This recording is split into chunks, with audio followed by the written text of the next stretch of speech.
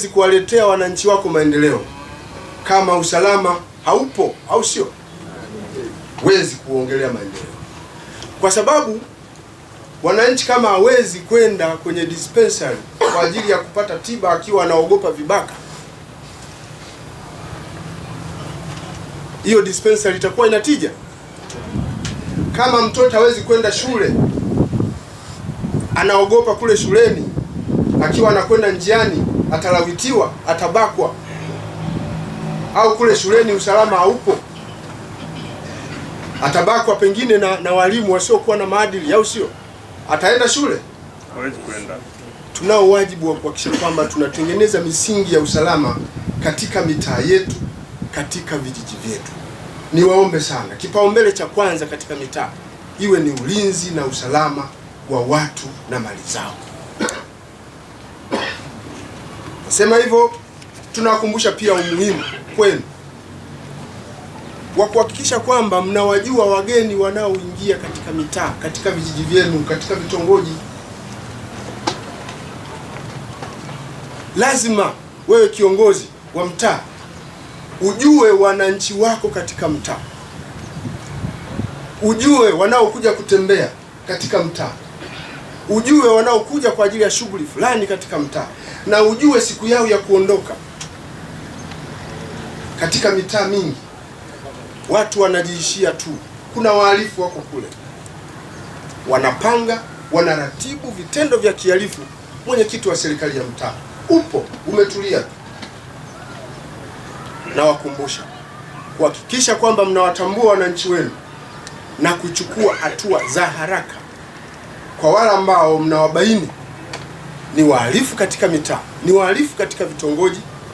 Lakini kwa wale ambao mnawabaini pia sio Watanzania, watolee taarifa kwa mamlaka zinazohusika. Jeshi la polisi tupo, idara ya uhamiaji wapo, toeni taarifa ili waweze kuchukuliwa hatua. Tuna wajibu wa kutambua pia watu ambao mienendo yao ndani ya mitaa haifai, wanalenga kuvuruga hii niliyoita tunu ya taifa letu, ambayo ni nini? Amani, au sio? Ni wajibu wetu kuwatambua na kuchukua hatua. Sisi jeshi la polisi hatuwezi kuwa kila sehemu.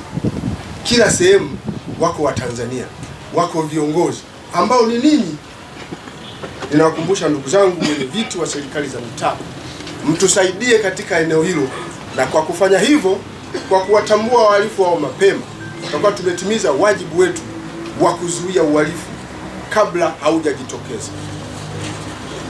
Ndugu zangu wenye viti wa serikali za mitaa, niwaombe, niwakumbushe pia kufanya kazi zenu kwa misingi ya kisheria, kanuni na taratibu zilizowekwa na serikali, ili kuondoa mambo ya rushwa.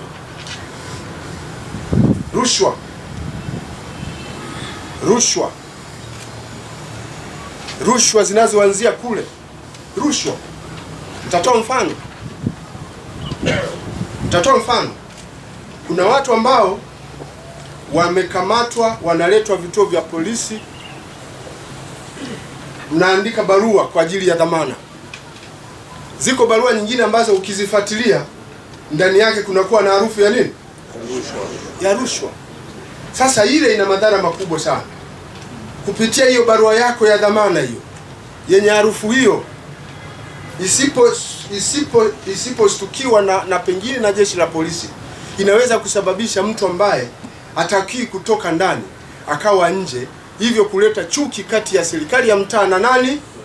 Na wananchi, lakini pia na jeshi la polisi.